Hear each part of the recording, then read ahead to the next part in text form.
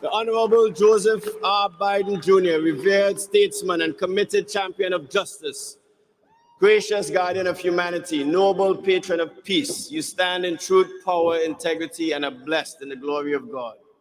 You are number one on the global stage as the 46th President of the United States, a magnificent commander-in-chief, expertly leading America in making monumental innovations and passing legislation to improve the quality of life for all. Moreover, you stand firm and focused in achieving productive results and significant solutions, born of a sincere desire to leave an awesome legacy for our beloved nation. Admired for your sound analytical intellect and open embrace of all, your popularity on both sides of the aisle of the United States led to your illustrious reputation and outstanding service of 36 years as a Democratic senator from Delaware, beginning at the tender age of 29. On the Senate Judiciary Committee for 16 years as both chairman and a ranking member, you have been lauded for writing and leading the legislative effort resulting in the passage of the landmark Violence Against Women Act, which provides unprecedented resources for assault survivors and has led to a critical conversation on domestic and sexual crimes across our country. Your concern for your fellow citizens, their health, education, opportunity, environment, and total welfare as the 47th Vice President in the Obama administration and now as a leader of the free world is marked by the same tenacity and stellar success that you have demonstrated throughout your legislative career and life. Making good on another of your campaign promises and achieving what your predecessors could not, you signed into law the historic $1 trillion bipartisan infrastructure bill, providing sorely needed funds for public works projects to keep America moving forward. Heeding the call to serve the whole of this nation, you are truly walking the walk in all areas. The American Bar Association reported that more than any other Oval Office holder, you have nominated and secured confirmation of more women and racially diverse attorneys to the federal bench, totaling 68 some 68 Black, Latino, or Asian Americans to date, with Justice Ketanji Brown Jackson as the most high-profile first Black woman on the U.S. Supreme Court. You continue to deliver on the three pillars identified at the start of your presidency: the battle for the soul of our nation, the need to rebuild our middle class, the backbone of our country, and a call for unity to act as one America. A native of Scranton, Pennsylvania, you grew up in Claremont, Delaware, graduated from the University of Delaware and Syracuse Law School before serving on the Newcastle County Council. Your wife, a lifelong educator, Dr. Jill Biden, has been by your side through tragedy and triumph for 46 years as you have raised 3 adult children, Hunter Bowe and daughter Ashley. Joseph Robinette Biden Jr., Howard University is most honored and pleased to name you a favorite son of the capstone as we salute and hold in our highest esteem your unmatched record for justice, empowerment, and the peaceful advancement of humanity throughout the world. We revere, commend, and proudly applaud your magnificent life of leadership and contributions that will inure to the benefit of America and the global community for time immemorial. It is with heartfelt respect and immense pride that we honor you on the historic occasion of our 155th commencement as orator, conferring upon you the degree Doctor of Letters honoris causa. Congratulations and Godspeed.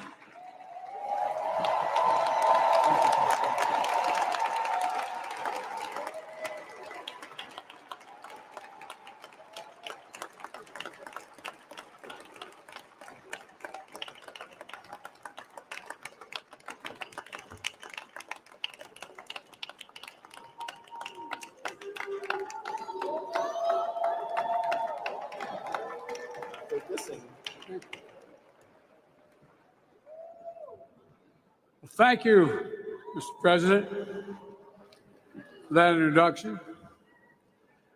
Dr. Morris, thank you for the incredible honorary degree. And thank you, President Frederick, for the invitation and for your leadership of your alma mater. Serena, student body president, College of Pharmacy, class speaker.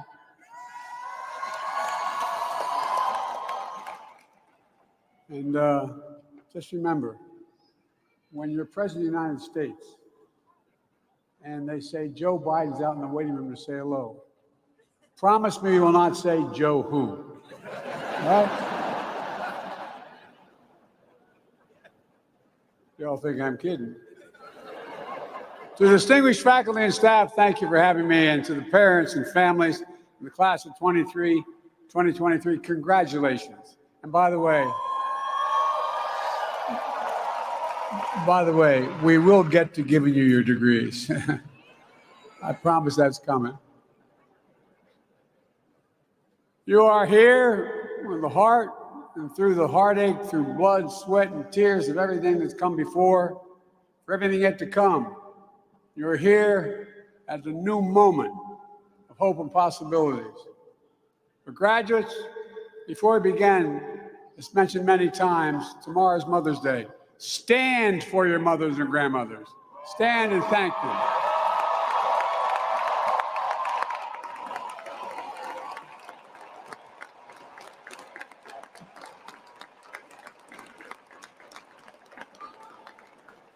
Where I come from, moms rule.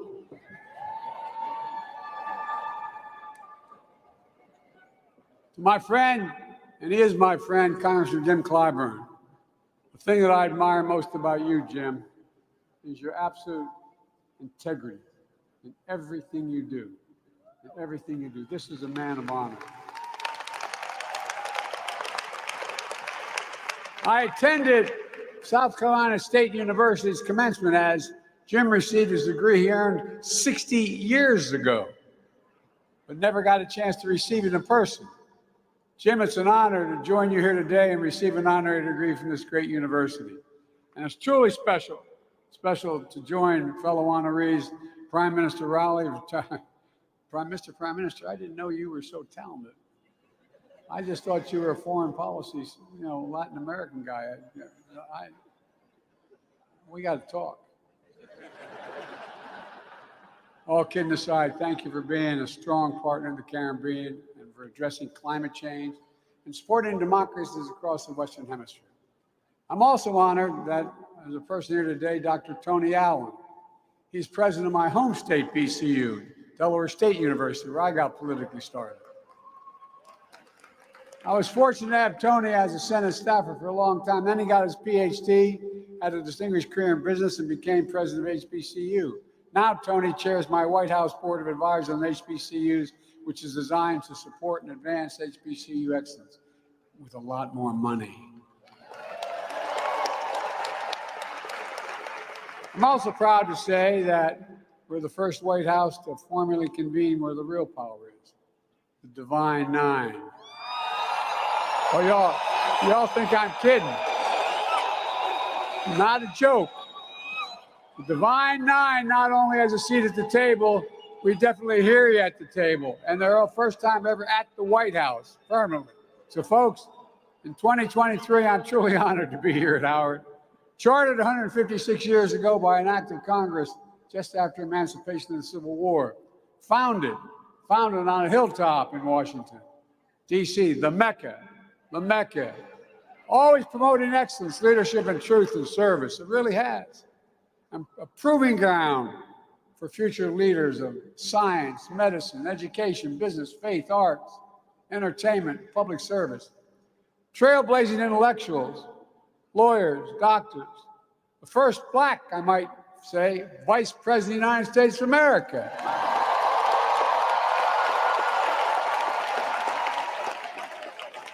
Say that again. Kamala sends her love, and she sent a clear message that today I have the privilege, she points out, of speaking at the real HU.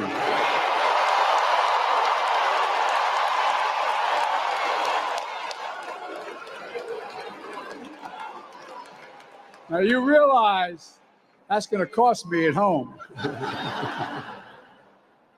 There's enormous pride in this university.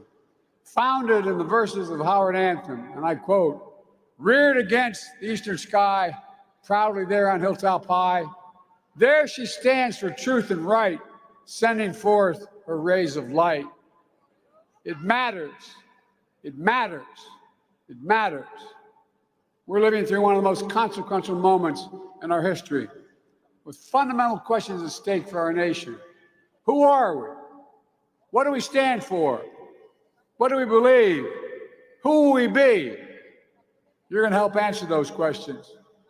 Let me take you back to January 2009. I stood in Wilmington, Delaware on the train station of Amtrak, carrying my folder, waiting to be picked up by a guy named Barack Obama. The first black man elected president of the United States.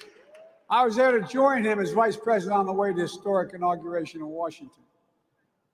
A moment of extraordinary hope, but also as I stood there, and this is the God's truth, I couldn't help think about another day I stood there.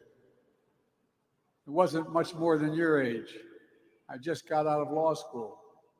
I'd gone to work for a big firm, but my state, because of when Dr. King was assassinated, my city parts were burned to the ground.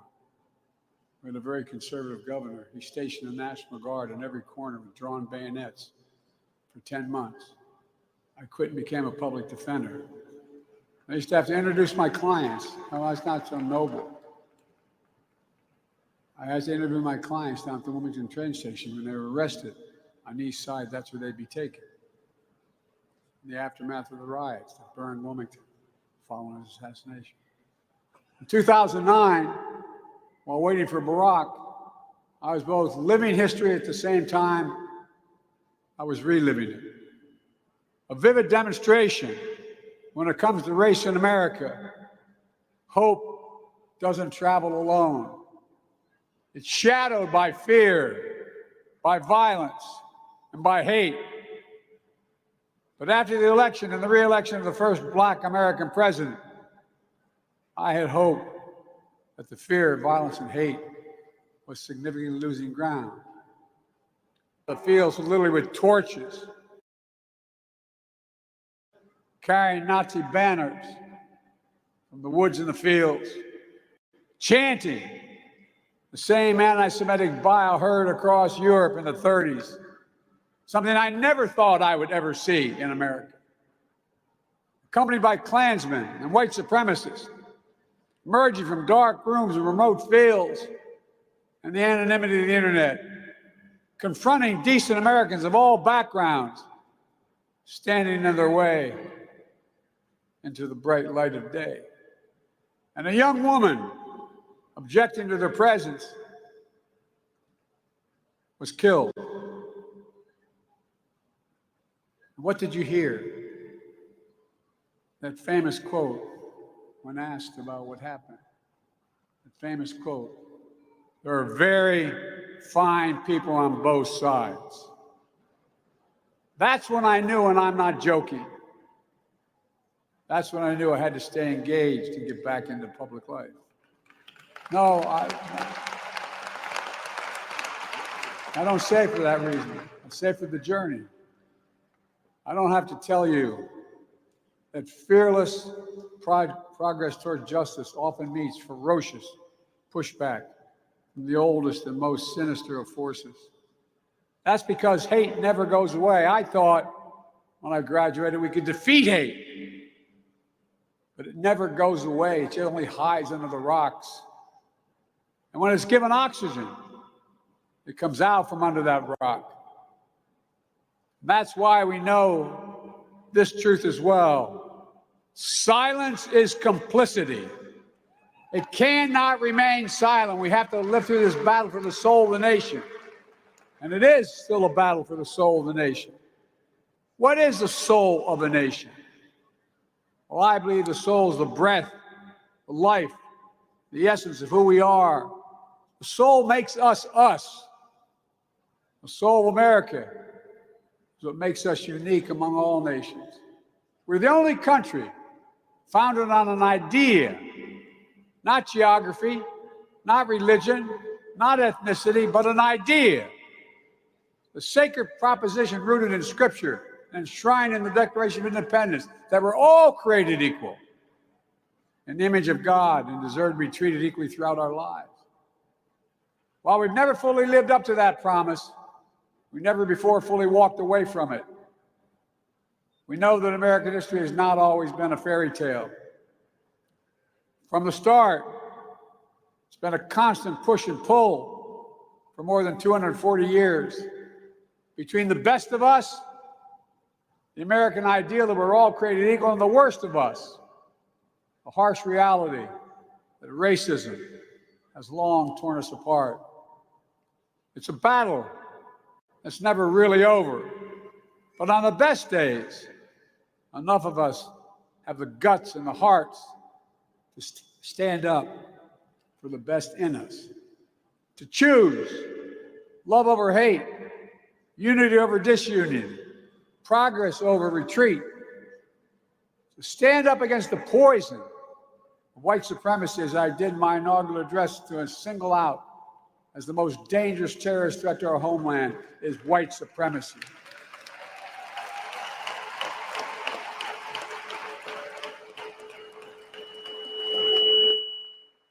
And I'm not saying this because I'm at a black HBCU.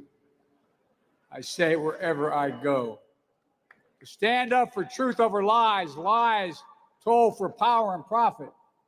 To confront the ongoing assault to subvert our elections, suppress our right to vote. That assault came just as you cast your first ballots in 20 and 22. Record turnouts. You delivered historic progress. I made it clear that Americans of all backgrounds, have an obligation to call out political violence that has been unleashed and emboldened. As was mentioned already, bomb threats to this very university and HBCUs across the country.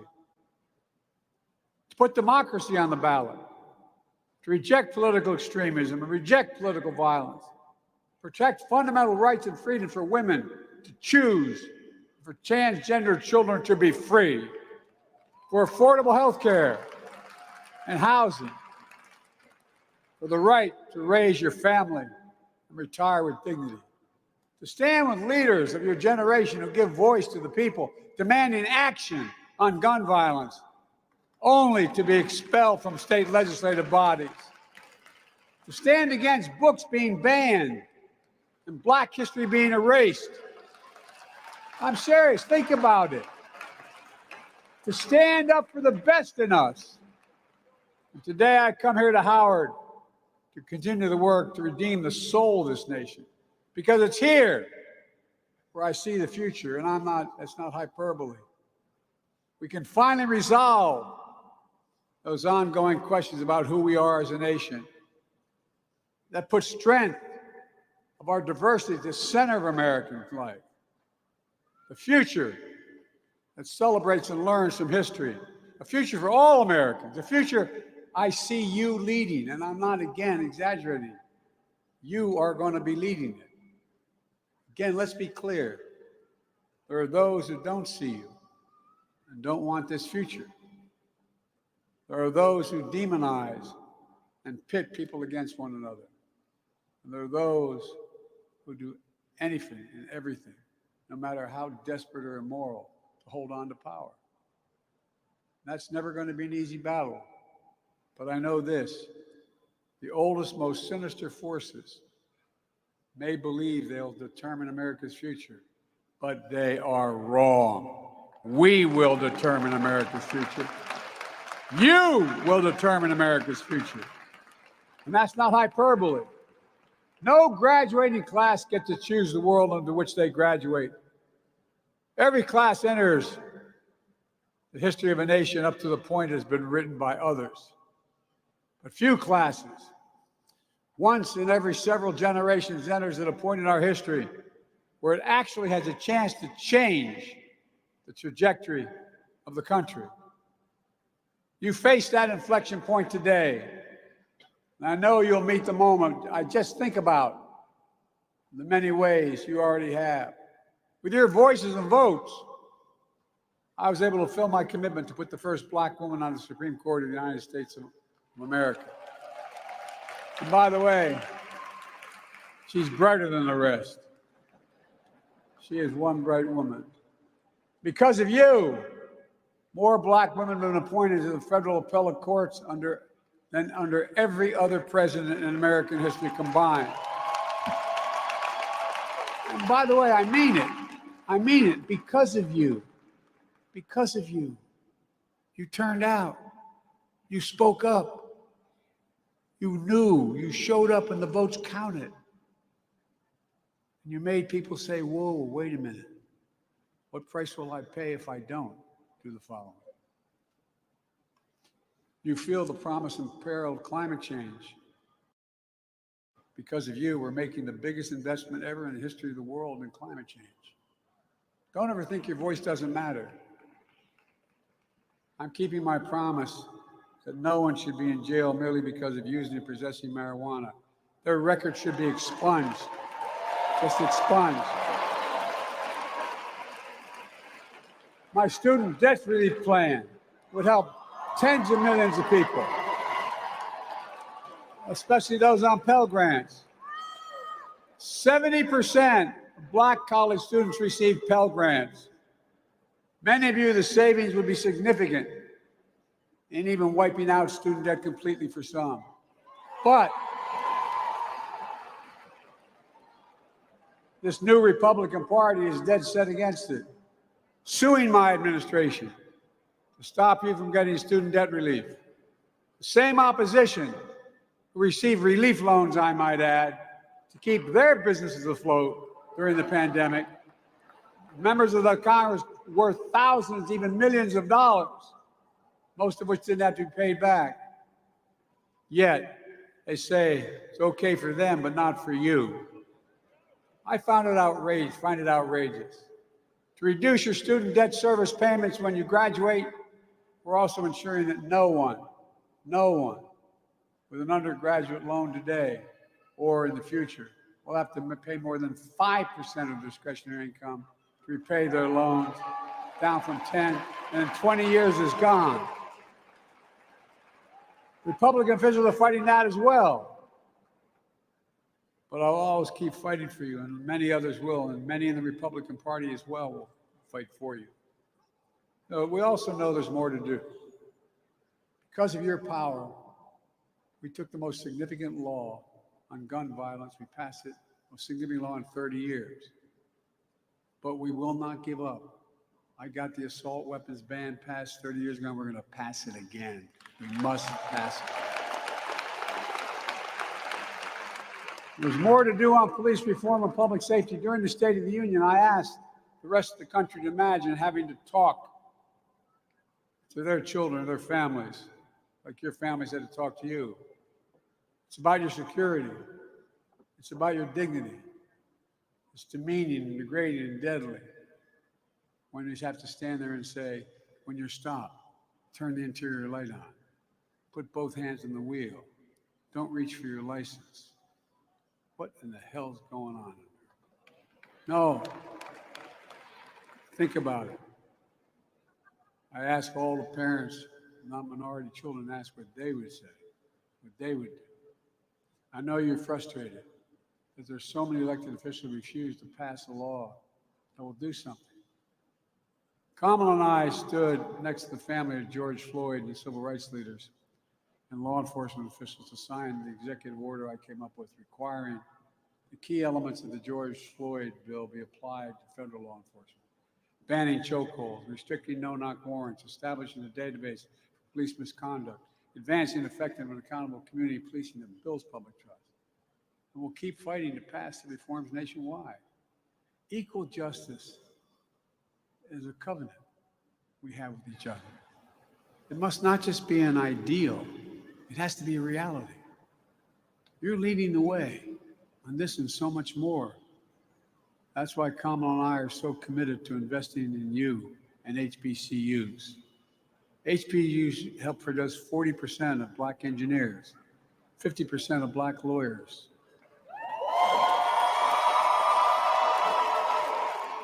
70% of black doctors and dentists, 80% of black judges. Look, we see HBCU excellence in every day with staff at every level of the White House and administration. Because I decided when I was elected, I promised I was going to have my administration look like America. But we all know that HBCUs don't have the same endowments and funding as other major colleges and universities. For example, denying the opportunity to build and fund research labs that will lead to new technologies and good-paying jobs. That's why I asked them, we've invested $6 billion in counting in HBCUs, including to create new research and development labs that prepare students for jobs in the future in high-income fields from cybersecurity, engineering, biochemistry, healthcare. Standing here, I think the last time I came to Howard with President Frederick and others was in my final year as vice president to host the Cancer Moonshot on campus because you're leading the way. You're the scientists, the doctors, the advocates who will bring and do big things like ending cancer as we know it and even curing some cancers, which we're on their way of doing. You're the diplomats and global citizens making democracy work for people around the world. Lawyers defending our rights, artists shaping our culture. Fearless journalists. This is real, though. This is what you're doing. Fearless journalists and intellectuals pursuing the truth and challenging convention. You're the leaders of tomorrow, but it's coming on you really quickly. Because of you, I see a future we can finally move away from the narrow and cramped view that the promise of America is a zero-sum game. If you succeed, I fail. If you get ahead, I fall behind. Or maybe worst of all, if I can't hold you down, I can't lift myself up. Instead of what it should be. If you do well, we all do well. That's what I see. That's what I see in America. And more Americans are. A future of possibilities for all Americans. Look, no matter that future, what it holds, my sincere hope is that each of you find the sweet spot between happiness, success, and ambition. A good life, a life of purpose. Because here's the thing, you don't know where or what fate will bring you or when. You just have to keep going. You have to just keep the faith. You have to just get up. And you can find the balance between ambition and happiness and success. That good life, of purpose, of family. And as you know here at Howard, of excellence, leadership, and truth and service. There's no quit in you. There's no quit in America. So let me close with this. In our lives, in the life of the nation, we know that fear can shadow hope. But it's also true that hope can defeat fear. In January 2021, I stood in the U.S. Capitol to be inaugurated as President of the United States.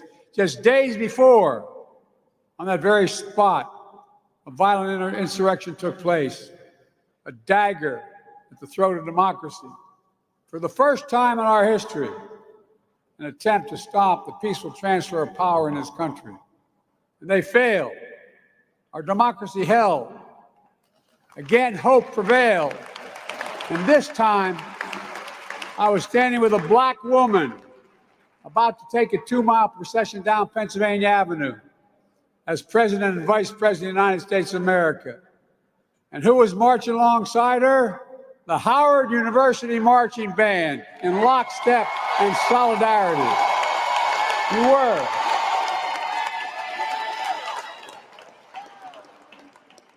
I give you my word as a Biden. Class of 2023, you're the reason I'm so optimistic about the future. And I give you my word, I really mean it. You're part of the most gifted, tolerant, talented, best educated generation in American history. That's a fact. And it's your generation, more than anyone else's, will answer the questions for America. Who are we? What do we stand for? What do you believe? What do we believe? What do we want to be? I'm not saying you have to share this burden all on your own. The task at hand ahead is the work of all of us. But what I am saying is, you represent the best of us. And that's the God's truth. You represent the best of us. Your generation will not be ignored, will not be shunned, will not be silenced. So on the hilltop high, keep standing for truth and right, and send your rays of light. Congratulations to you all. We need you. God bless you, and may God protect our troops.